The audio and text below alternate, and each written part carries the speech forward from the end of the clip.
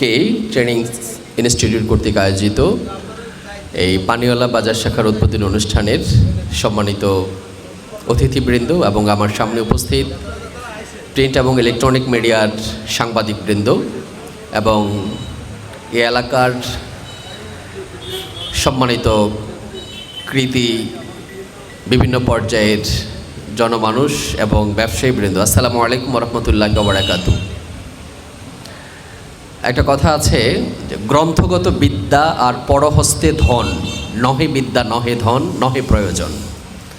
অর্থাৎ পুঁথিগত বিদ্যা মধ্যেই যদি কেউ সীমাবদ্ধ থাকে তাহলে সেই পুঁথিগত বিদ্যা তাকে খুব বড় জায়গায় নিয়ে যেতে পারে না। পরহস্তে ধন, অন্যের কাছে ধন আছে, অন্যের কাছে টাকা আছে, সে অন্যের টাকা দিয়ে নিজে কিছু করার সুযোগ থাকে না।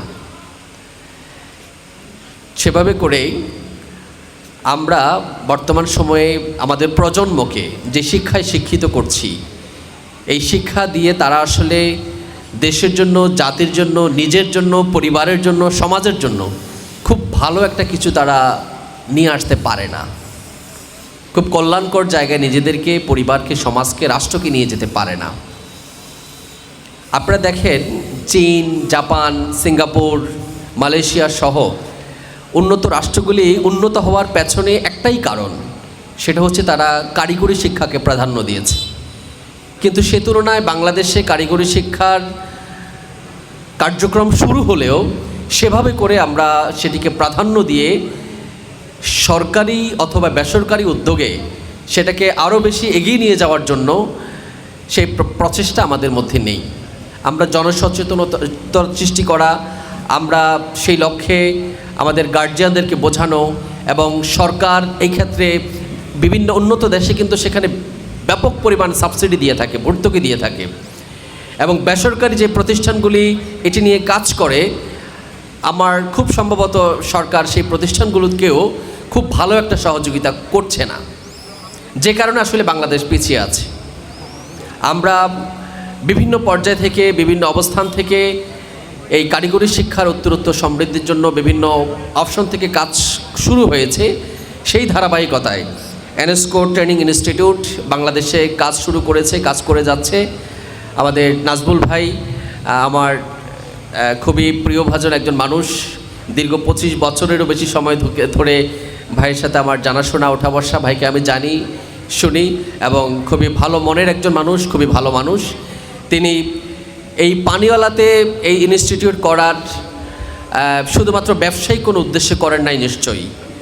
আমি ওনাকে জিজ্ঞেস করেছিলাম গতকালকে, এটা পানিওয়ালা কেন করেছেন, এটা আপনি রামগঞ্জ করলে তার একটু ভালো হতো। তিনি বলেছেন, ভাই আমি পানিওয়ালা দিয়ে শুরু করছি, আফটার আমরা রামগঞ্জেও শুরু করবো ইনশাআল্লাহ। এটি উনি পানিওয়ালার প্রতি, তার জন্মস্থানের প্রতি দায়বদ্ধতা থেকে, মহব্বত থেকে তিনি এটিকে পানিওয়ালা দিয়েই শুরু করেছেন। কিন্তু আমরা মনে করব এটি পানিওয়ালার পর্যন্ত সীমাবদ্ধ থাকবে না, এটি রামগঞ্জ পর্যন্ত সীমাবদ্ধ থাকবে না, লক্ষ্মীপুর জেলা পর্যন্ত সীমাবদ্ধ থাকবে না, অত্র কুমিল্লা নোয়াখালী অঞ্চলে এটি একটি পায়োনিয়ার প্রতিষ্ঠান হবে, এটি একটি পথিকৃত প্রতিষ্ঠান হবে, এটি আগামীর প্রজন্মকে পথ দেখাবে। আমরা সে ধরনের একটি প্রতিষ্ঠান হবে এটি আশা করব ইনশাআল্লাহ। আজান হয়েছে, নামাজের সময় হয়েছে, আমরা আপনাদেরকে আবারও ধন্যবাদ জানাচ্ছি। এই প্রতিষ্ঠানের উত্তরোত্তর সমৃদ্ধি কামনা করছি। আমরা এই প্রতিষ্ঠানের সাথে থাকব, এই প্রতিষ্ঠানকে সহযোগিতা করব, এবং আগামীর প্রজন্মকে একটি দক্ষ জনশক্তিতে রূপান্তর করার জন্য আমাদের সন্তান, আমাদের আত্মীয় স্বজন, আমাদের এলাকার শিক্ষিত, অর্ধশিক্ষিত, অশিক্ষিত সকল ক্যাটাগরির শ্রেণী পেশার মানুষদের জন্যই, বেকার যুবকদের জন্যই এখানে বিভিন্ন পর্যায়ের ট্রেনিংয়ের সে ব্যবস্থা থাকবে। আমরা প্রত্যেকেই ক্যাটাগরি অনুযায়ী, আমার ইচ্ছা অনুযায়ী, আমার চয়েস অনুযায়ী বিভিন্ন ট্রেনিংয়ে অংশগ্রহণ করার মাধ্যমে নিজেকে একজন দক্ষ জনশক্তি হিসেবে তৈরি করার মাধ্যমে দেশের এবং সমাজের জন্য নিজেদেরকে একজন নিবেদিত প্রাণকর্মী হিসেবে আমরা তৈরি করব। সবাইকে সুদাত্ত আহ্বান রেখে আমার কথা শেষ করছি। আসসালামু আলাইকুম রহমতুল্লাহি ওয়া বারাকাতুহু।